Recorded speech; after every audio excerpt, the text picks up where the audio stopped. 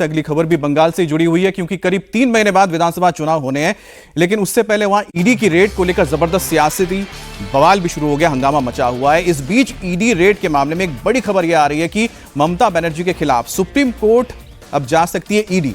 बताया तो यह जा रहा है कि ईडी की लीगल टीम ने सभी कानूनों विकल्पों को लेकर इस वक्त विचार किया है और साथ ही ईडी ने आईपैक पर छापेमारी को लेकर अपना बयान भी जारी कर दिया है।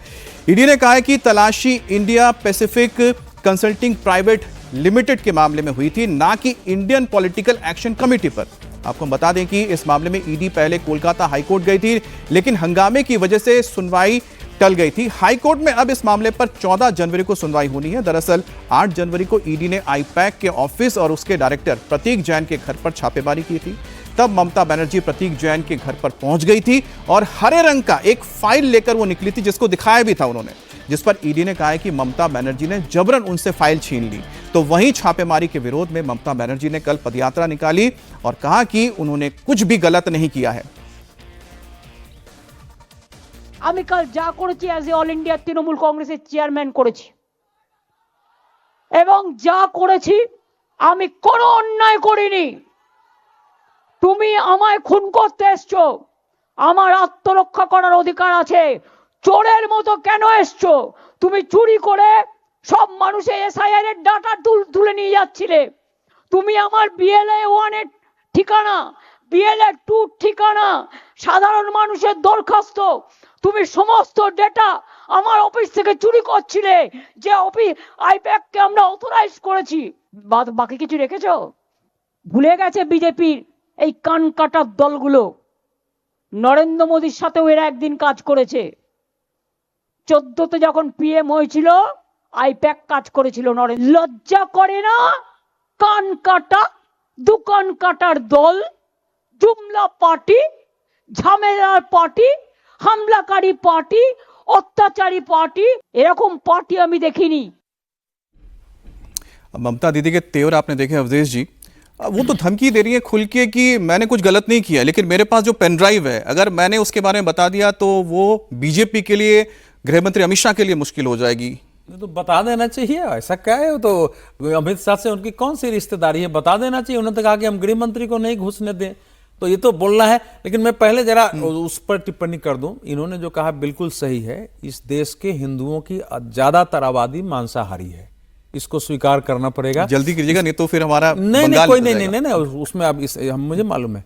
तो वो मांसाहारी है, लेकिन जो धर्म क्षेत्र है पंचकोशी परिक्रमा, उसकी जो शास्त्रीय अवधारणा है उसमें गंध भी अगर जाता है तो उसकी सुचिता, पवित्रता, उसका वहां की साधना, वहां की पूजा प्रभावित होती है। इसलिए उस क्षेत्र में प्रतिबंधित है। कोई घर में लाके बना के अगर खा रहा है उस पर प्रतिबंध नहीं है। होटलों में प्रतिबंध है, वहां बेचने पर प्रतिबंध है, लेकिन कोई बगल से ले आके घर में, वो उसका अपना है, सब दिन रहे। तो ये एक उचित कदम है, पहले लागू होना चाहिए। तो नॉर्मली था कि हम अपने ही आत्म अनुशासन से इसका पालन करेंगे, लेकिन व्यापार में अगर होटल वाले किसी को खाना है और वो मंगा के दे रहे हैं, सब खबरें आ रही थी, वहां से लगातार शिकायत हो रही थी, उसके आंदोलन हो रहे थे वहां, बिल्कुल, तो इसलिए लगाया गया है। अब ममता जी पर आते हैं। देखिए इस समय ममता जी ने क्या किया है कि एक निहायत ही भ्रष्टाचार से संबंधित कार्रवाई पर, जिसमें उनकी कलई खुलने वाली थी कि एक प्राइवेट कंपनी के साथ किसी सरकार का, किसी पार्टी का ऐसा संबंध कैसे हो सकता है कि अगर उस पर हवाला का मामला है तो वहां मुख्यमंत्री पहुंच जाए। उनको क्या डर पैदा हो गया कि वहां पहुंच करके उन्होंने मोबाइल से सारा ले लिया। तो चूंकि स्वयं वो एक्सपोज हो, उसके पहले उसको एक राजनीतिक स्वरूप दे करके, जो उनका तरीका है। लेकिन कई बार देश ने देखा है कि देश में जब से ममता जी की सरकार आई, अभी तक की सरकारों में सबसे ज्यादा भ्रष्टाचार के आरोप का सामना। लेकिन सर आपने अपने एक जवाब जो दिया, जो इसका जिक्र लगाता है कोई कर अवधेश जी, कि उन्होंने जो राजनीतिकरण कर दिया, इससे तो फायदा ऐसा लग रहा है कि उनको हो गया। उन्होंने कहा कि मेरा पुनर्जन्म हो गया पॉलिटिकली, और वो मान रहे हैं कि उनके लिए प्लस पॉइंट हो जा रहा है, पॉजिटिव हो रहा है। जी बिल्कुल। देखिए पूरी घटनाक्रम राजनीति से प्रेरित है। देखिए अगर कोई संस्था में कोई गड़बड़ हो रही है तो गड़बड़ चुनाव के समय उसी राज्य में और पूरे देश में वो काम करती है। और बहुत समय से 14 नरेंद्र मोदी जी के भी बहुत उन्होंने सारा मेहनत की है, उनका बोझा उठाया है। तो राजनीति में अगर ऐसी कोई जो वो कंसल्टेंसी फर्म है कोई गड़बड़ कर रही थी, तो 14 से आज हम 26 आ गए हैं, कभी उसके बाद कोई उंगली नहीं उठी। और उसके बाद जब चुनाव होने वाला है उस समय हो रहा है, तो पूरा घटनाक्रम जो है राजनीति से प्रेरित है। और ईडी को बार बार हम ये बात कहते हैं, ईडी का चाल चलन, काम करने का तरीका पूरा राजनीति से प्रेरित है और बहुत दुर्भाग्यपूर्ण है, क्योंकि ईडी एक बहुत महत्वपूर्ण संस्थान है। आप सुप्रीम कोर्ट में जा रहे हैं, सुप्रीम कोर्ट में जाके क्या कहेंगे कि आप राजनीति से प्रेरित हैं? क्या एक चुनी हुई सरकार को आप उसको करें? और जहां तक भ्रष्टाचार की बात है, और मुझे लगता है कि हमारा पूरा चुनाव प्रणाली बहुत ही भ्रष्ट है। हम सब जानते हैं कि जो 45 लाख और 75 लाख के जो खर्चे होते हैं चुनावी, लोकसभा और विधानसभा के, उसके 10 गुना और 100 गुना खर्चा होता है। लेकिन मुझे अवधेश जी मानते हैं? नहीं, मैं ये मानता हूं कि आप नहीं, लेकिन सुनो, ऐसा है, में वही बात ऐसा है कि देखिए, चुनाव होना न होना वो ये हमारा अपना नजरिया होता है। ईडी की कार्रवाई जो है, ईडी एक स्वायत्त संस्था है, वो गलत सही अलग मैं नहीं कहता।